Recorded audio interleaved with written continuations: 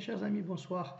Très heureux de me retrouver ce soir et d'être avec vous pour partager la parole de Dieu. Nous allons effectivement tourner nos regards vers les Écritures et lire un texte, découvrir un texte de l'Ancien Testament, précisément dans le livre de Samuel, le deuxième livre de Samuel. Nous lirons au chapitre 11 de ce livre et au chapitre 12 également de ce même livre de Samuel, l'histoire d'un roi.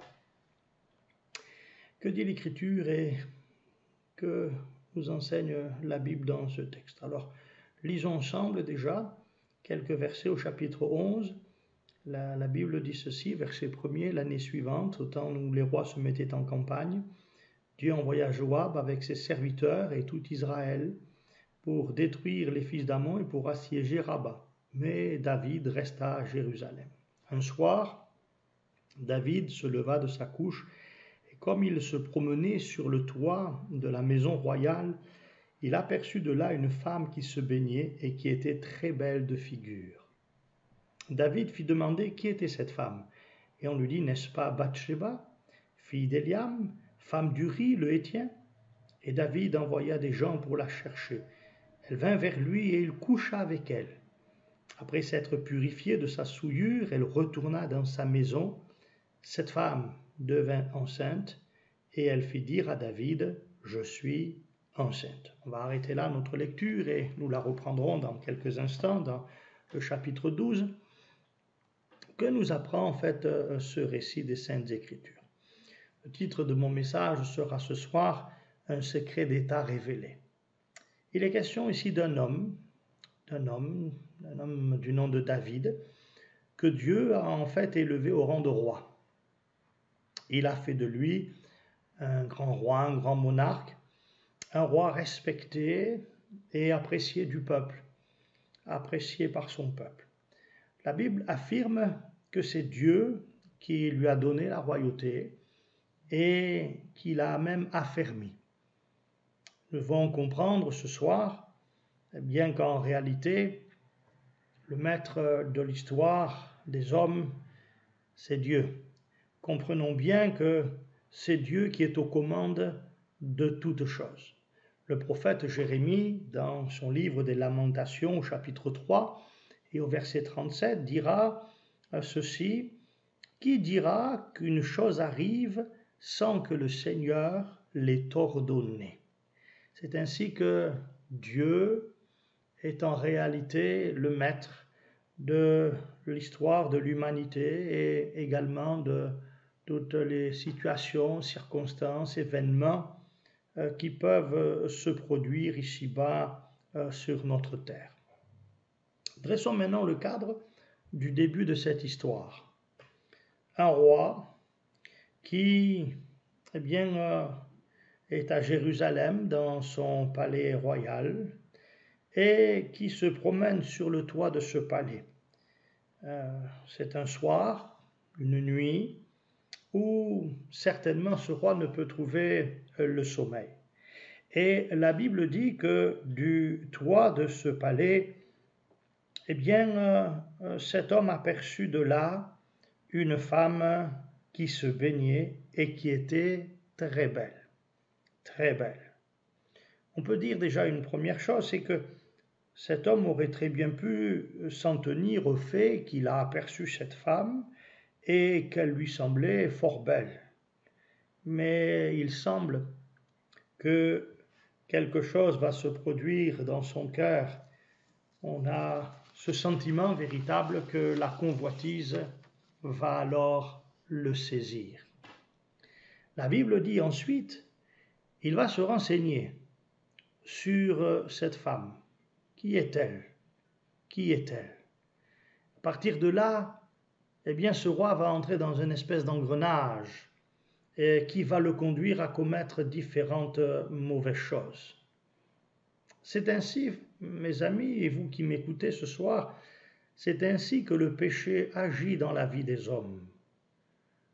Tout n'arrive pas d'une manière abrupte, soudaine, dans la vie des hommes, surtout en ce qui concerne le péché. Bien souvent, les choses se font petit à petit. Je me souviens avoir, dans le quartier où je vivais à Marseille, avoir eu des amis qui, eh bien, un soir, m'ont rapporté que, eh bien, ils avaient consommé pour la première fois de leur vie quelques drogues. C'était, semble-t-il, pour eux, eh bien, quelque chose de plaisant, d'amusant. Mais la suite me montrera les effets dévastateurs de eh bien, cette chose qu'ils avaient commencé à goûter, d'une manière qui semblait si insignifiante, si petite, mais qui va prendre de plus en plus de place chez eux, jusqu'à conduire certains d'entre eux même jusqu'à la mort. C'est ainsi que le péché agit eh bien, dans la vie des hommes. Les choses ne se font pas d'une manière peut-être aussi abrupte, brutale, mais quelquefois, et bien souvent même, le péché prend sa place petit à petit dans le cœur des hommes. La Bible dit ensuite, il va apprendre que cette femme,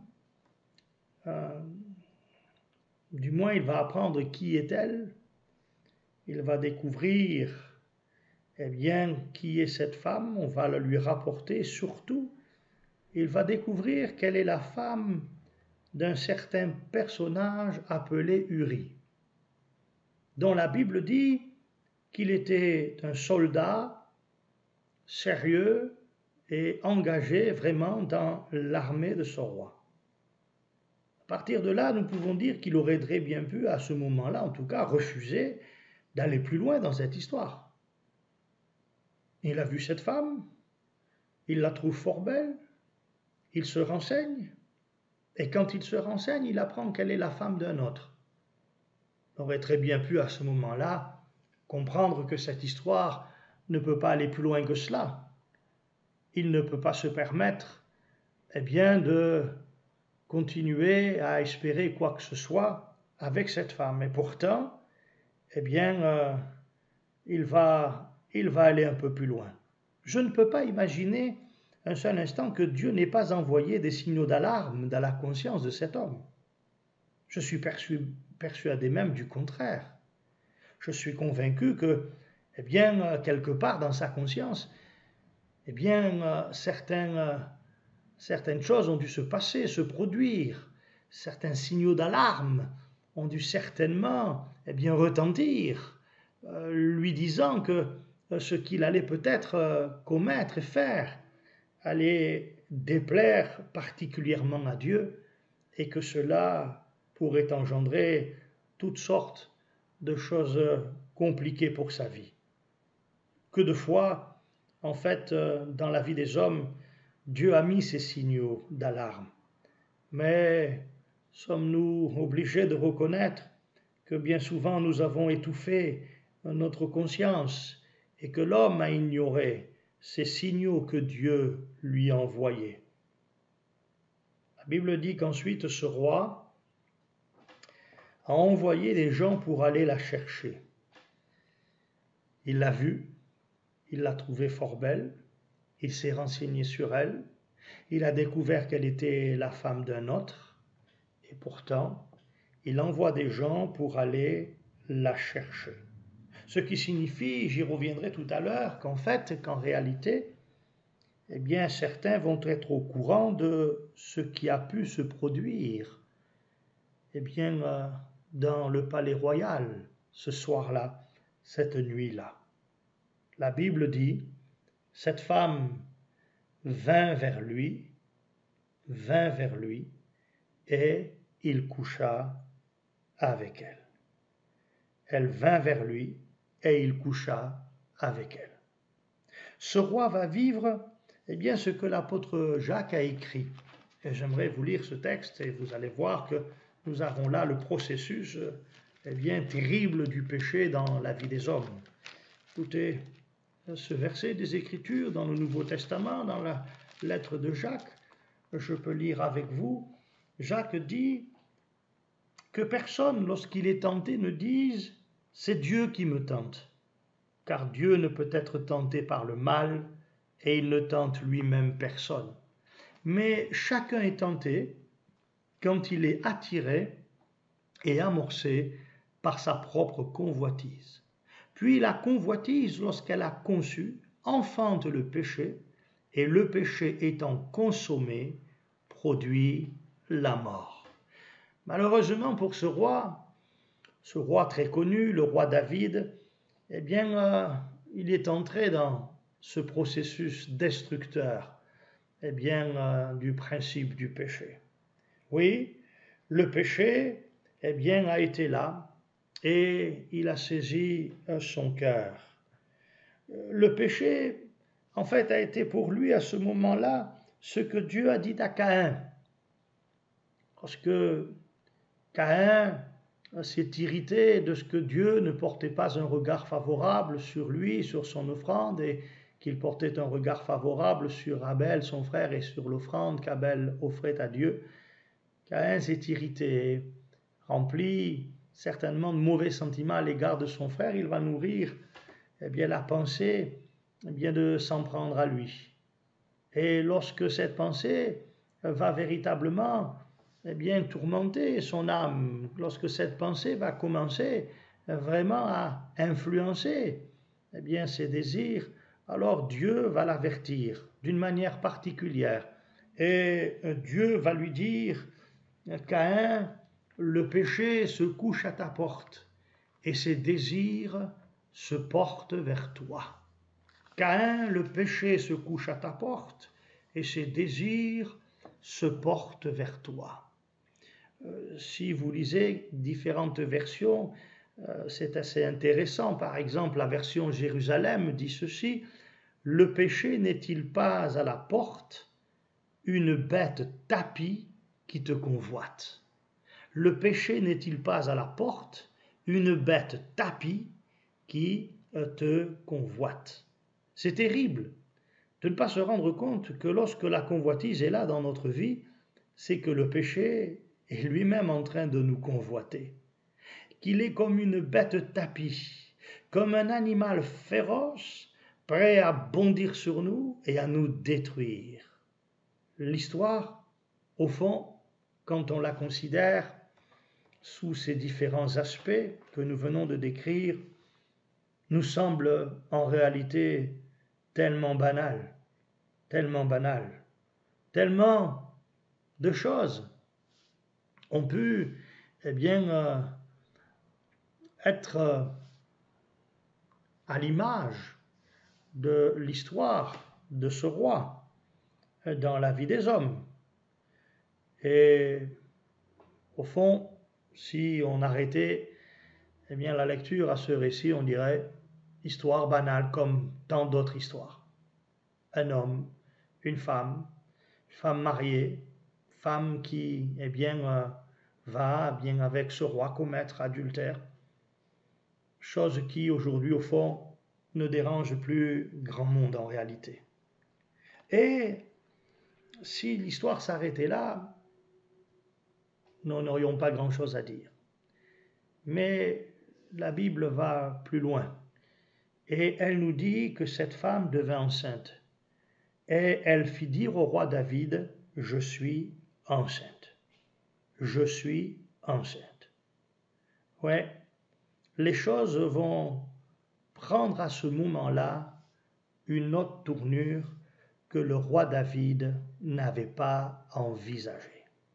Cette femme devint enceinte. Que fera ce roi alors face à la tournure que prennent ces événements? D'abord, la Bible dit qu'il va user de ruses et de stratagèmes pour essayer de cacher cette faute afin d'éviter le scandale et les conséquences que cela pourrait avoir. N'avons-nous pas là tout ce que l'on a pu voir dans l'histoire des hommes? On essaie de cacher le mal qu'on a pu faire en usant de ruses, de combines et autres stratagèmes afin que on n'en subisse pas les conséquences. Mais en fait, cela ne fait qu'aggraver le problème. On est obligé de reconnaître qu'en fait, bien souvent, quand on essaie de cacher les choses par toutes sortes de ruses, de stratagèmes, de combines, eh bien, on s'aperçoit que le péché va en entraîner un autre. Et au lieu de sortir eh bien, de cet état de péché qui produit en nous toutes sortes de mal-être intérieur, eh bien, on va s'enfoncer un peu plus dans ce mal-être. Ce même roi David, parlant de cette expérience, dira « Tant que je me suis tu, mes os se consumaient. Tant que je n'avais pas avoué ma faute, reconnu ma faute devant Dieu, mes os se consumaient. » Oui, mes amis, le problème ne fera qu'empirer, ne fera que s'aggraver. Un péché va en entraîner un autre. Et la Bible dit que ce roi David, fera même tuer le mari de cette femme, afin de prendre cette dernière pour épouse et ainsi cacher la réalité de ce scandale. Voilà. Ainsi que sont les hommes, malheureusement. C'était un scandale d'État. Ça devient là un scandale d'État, un scandale moral et d'une injustice effroyable. Comment ce roi peut-il accomplir de telles choses? Comment peut-il agir de cette manière-là? Nous sommes tous d'accord pour reconnaître qu'il y a là des choses tellement condamnables. Commettre adultère avec une femme mariée, bien plus. Faire mourir le mari de cette femme pour cacher la faute et éviter le scandale, pour faire croire, en épousant ensuite cette femme, que l'enfant qui va naître est du roi David. Quel scandale! Et tout cela pour échapper à ce scandale et à la conséquence ou aux différentes conséquences que cela pourrait avoir dans sa vie. Rappelez-vous, tout à l'heure, je vous parlais des gens qui furent envoyés vers cette femme pour la conduire vers le roi. Et je m'imagine qu'ils étaient au courant que certaines choses avaient bien pu se passer durant cette nuit-là. Mais ils vont garder le secret. Ils vont garder le secret du roi. Ils vont se taire. Personne n'osera en parler. Personne ne se permettra de révéler cette chose que le roi voulait cacher à tout prix. Nous ne sommes pas meilleurs que ce roi, ou que ces gens qui peut-être pouvaient savoir connaître ce scandale terrible et qui pourtant l'ont caché aussi. C'est ainsi que sont les hommes. Et c'est à ce moment-là alors que Dieu va lui-même intervenir. Vous savez, la Bible, en réalité, est un livre qui met en évidence le fait que Dieu est un Dieu qui intervient dans la vie des hommes. La Bible n'est pas là pour nous parler simplement de l'existence de Dieu. Elle met bien sûr en évidence la réalité de l'existence de Dieu. Mais la Bible met aussi en évidence la réalité de l'intervention de Dieu dans la vie des hommes. Et dans cette histoire terrible, tragique, immorale, injuste que David va traverser, eh bien, Dieu lui-même va intervenir. Et il va intervenir d'une manière particulière. Je lis avec vous chapitre 12, verset 1er, l'Éternel envoya Nathan vers David. Et Nathan vint à lui et lui dit, « Il y avait dans une ville 2 hommes, l'un riche et l'autre pauvre. Le riche avait des brebis, des bœufs en très grand nombre. Le pauvre n'avait rien du tout qu'une petite brebis et qu'il avait achetée. Il la nourrissait et elle grandissait chez lui avec ses enfants. Elle mangeait de son pain, buvait dans sa coupe, dormait sur son sein et il la regardait comme sa fille. un voyageur arriva chez l'homme riche, et le riche n'a pas voulu toucher à ses brebis ou à ses bœufs pour préparer un repas au voyageur qui était venu chez lui. Il a pris la brebis du pauvre et l'a apprêtée pour l'homme qui était venu chez lui. La colère de David s'enflamma violemment contre cet homme, et il dit à Nathan, « L'Éternel est vivant. L'homme qui a fait cela mérite la mort. » Et il rendra 4 brebis pour avoir commis cette action et pour avoir été sans pitié. Et Nathan dit à David, « Tuez cet homme-là. Ainsi parle l'Éternel, le Dieu d'Israël. Je t'ai oint pour roi sur Israël, et je t'ai délivré de la main de Saül, et j'ai mis en possession de la maison de ton maître. Je t'ai mis en possession de la maison de ton maître, j'ai placé dans ton sein les femmes de ton maître, et je t'ai donné la maison d'Israël et de Juda. Et si cela eût été peu, je aurais encore ajouté. » Et Dieu, de rajouter, bien qu'il connaissait le secret de ce roi, ce qu'il avait fait avec Bathsheba, avec Uri le Héthien, comment il avait agi dans cette affaire. Et Dieu révélera qu'il connaissait tout cela. Alors, devant la révélation que le prophète va faire ce jour-là, la Bible dit que David a réagi. Et il a dit à Nathan, « J'ai péché contre l'Éternel, j'ai péché contre Dieu. » Et Nathan va lui répondre, « L'Éternel pardonne ton péché, tu ne mourras point. » Voyez-vous, Dieu va intervenir maintenant dans l'histoire de David, dans ce récit particulier, ce moment particulier de la vie du roi David, et il va envoyer vers lui Nathan. Qui est ce Nathan? C'est un homme de Dieu, c'est un prophète de l'Éternel. Et c'est par lui que Dieu va révéler la chose qui était cachée. Le secret d'État va être révélé. Et pourquoi? Parce que, tout simplement, Dieu connaît toutes choses. Nous pouvons cacher aux hommes, beaucoup de choses. Nous pouvons avoir à l'égard des hommes et de nos, prochains, toutes sortes de secrets. Mais nous n'avons point auprès de Dieu. Dieu connaît toutes choses. Rien n'est caché à ses yeux. N'agissons pas comme Adam et Ève, qui après avoir péché contre Dieu, ont essayé de se cacher et de cacher leurs fautes. Dieu savait. Dieu savait.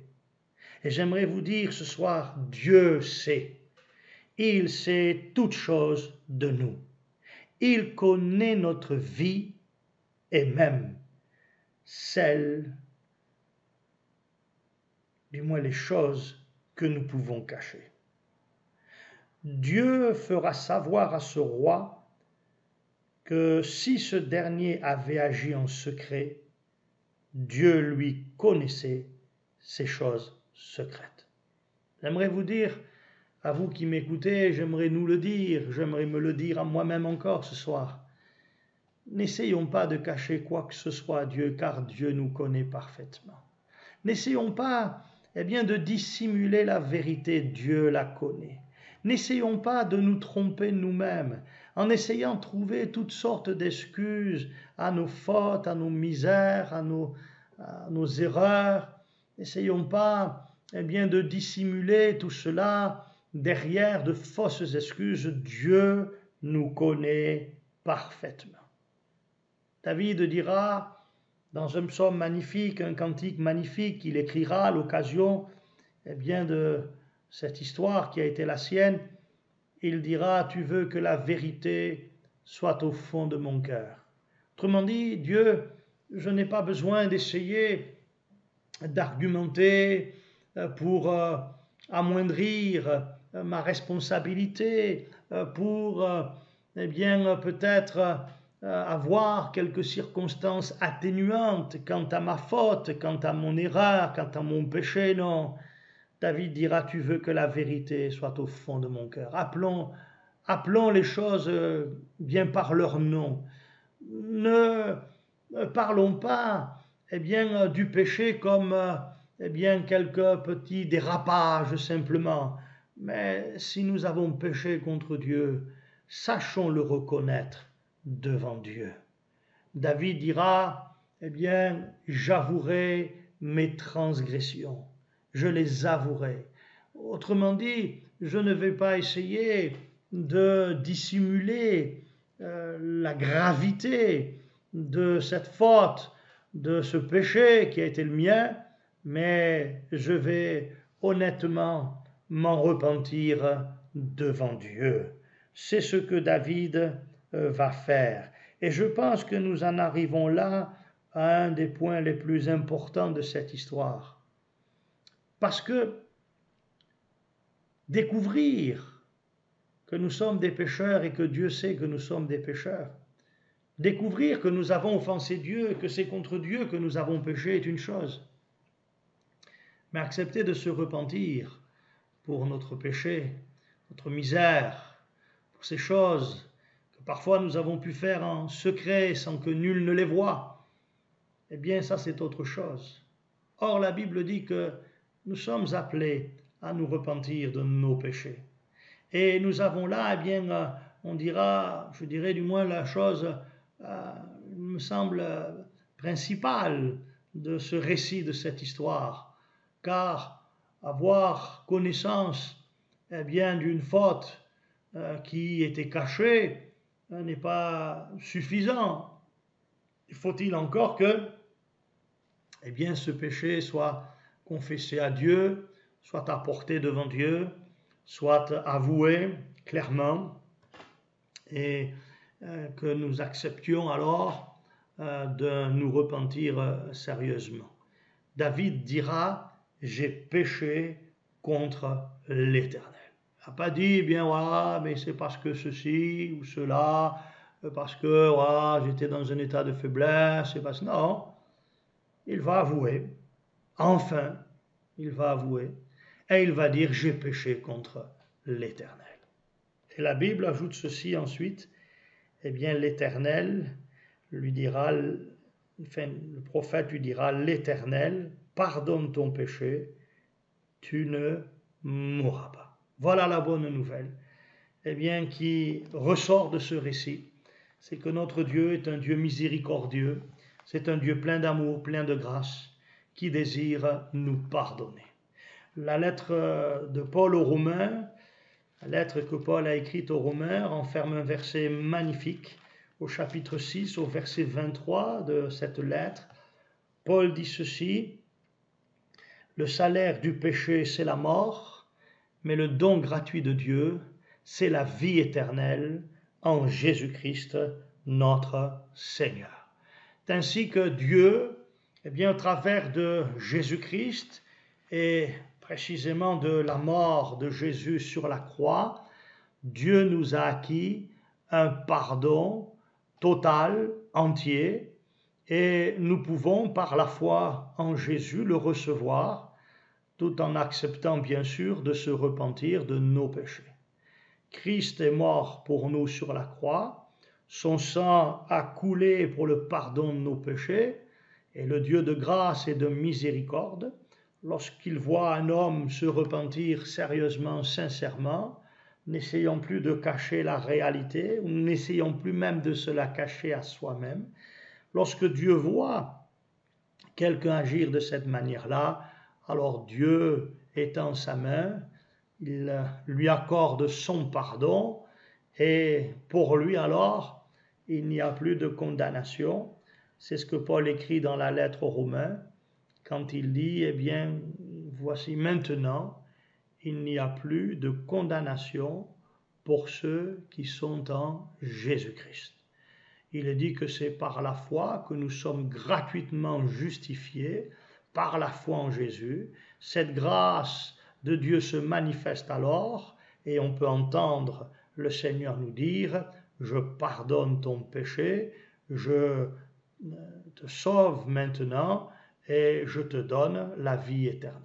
Rappelez-vous de ce verset magnifique, extraordinaire, qui est une parole de Jésus, car Dieu a tant aimé le monde, un monde dans lequel il n'y a que des pécheurs, car la Bible dit que nous sommes tous des pécheurs privés de la gloire de Dieu, Mais Dieu a tant aimé le monde qu'il a donné son Fils unique, afin que quiconque croit en lui ne périsse point, mais qu'il ait la vie éternelle. Je ne sais pas si beaucoup de chefs d'État, de rois, de monarques, auraient eu la même attitude que David si les secrets cachés avaient été révélés.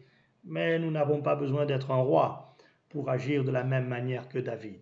Alors, s'il y avait eu là dans notre vie, ou s'il y a dans notre vie des choses mauvaises que nous cachons, allons vers le Seigneur, demandons-lui pardon, et dans son amour immense, dans sa grâce immense, Dieu nous pardonnera et nous donnera une vie nouvelle. Que Dieu vous bénisse et qu'il vous accorde une pleine grâce aux uns et aux autres. Amen. Dieu, nous croyons, confiance en